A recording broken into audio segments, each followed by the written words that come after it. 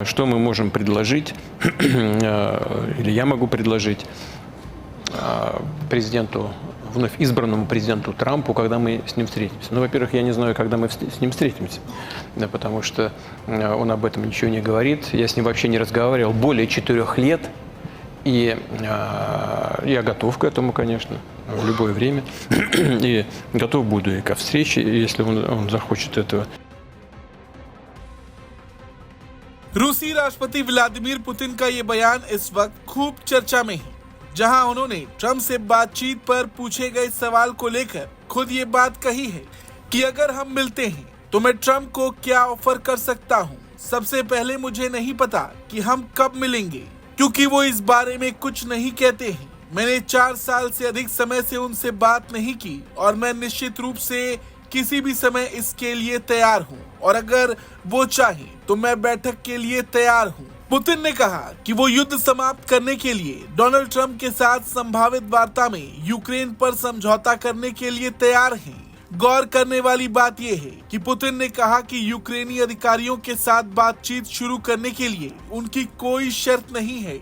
Trump ने रूस Ukraine युद्ध को शीघ्र समाप्त करने की बात कही है, लेकिन उन्होंने अभी तक ये नहीं बताया कि वो कैसे इस संघर्ष को खत्म करेंगे। पुतिन का ये महत्वपूर्ण बयान यूक्रेन युद्ध के लगभग 34 महीने बाद उनके वार्षिक सवाल जवाब कार्यक्रम के दौरान आया, जिसमें वो सरकारी टेलीविजन पर मीडिया और आम लोगों के सवालों के जवाब दे रहे थे।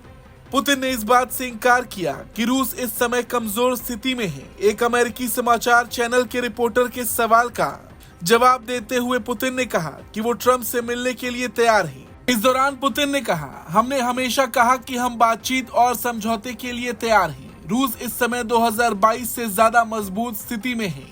जब यूक्रेन पर कार्रवाई शुरू की गई थी, यूक्रेन में अपने प्राथमिक लक्ष्यों को हासिल करने के लिए रूसी सेना आगे बढ़ रही है। इसके बावजूद वो वार्ता और समझौते के लिए तैयार है। पुतिन ने स्वीकार किया कि यूक्रेन में लड़ाई जटिल है। पुतिन ने आगे कहा, मुझे लगता है कि जल्द ही जो यूक्रेनी नागरिक लड़ना चाहते हैं वो भाग जाएंगे। कोई भी ऐसा नहीं बचेगा जो लड़ना चाहता हो।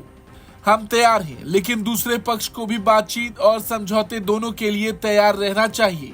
पुतिन ने कुछ वक्त पहले कहा था कि रूस संघर्ष के शांतिपूर्ण समाधान के लिए बातचीत के लिए तैयार है, लेकिन उन्होंने अपनी मांग दोहराई कि यूक्रेन को नेटो में शामिल होने की अपनी हसरत को त्याग देना चाहिए। हालांकि यूक्रेन और पश्चिमी देशों ने इन मांगों को खारिज कर दिया था। वहीं दूसरी ओर ट्रंप ने भी रूस यूक्रेन युद्ध रुकवाने की बात कई बार कही है। उन्होंने अपने निजी social media platform truth social पर एक पोस्ट में सीरिया के ताजा हालातों का जिक्र करते हुए कहा था कि असद की सत्ता चली गई, बहुत सारी मौतें हो चुकी हैं, यूक्रेन में तत्काल सीज फायर होना चाहिए। ट्रंप ने अपने पोस्ट में लिखा, असद चला गया, वो अपना देश छोड़कर भाग गया। उसके संरक्षक व्लादिमीर पुतिन के नेतृत्व वाले रूस को अब उसकी रक्षा करने में कोई दिलचस्पी नहीं थी। सीरिया के गृह युद्ध में रूस की दखलंदाजी का कोई कारण नहीं था।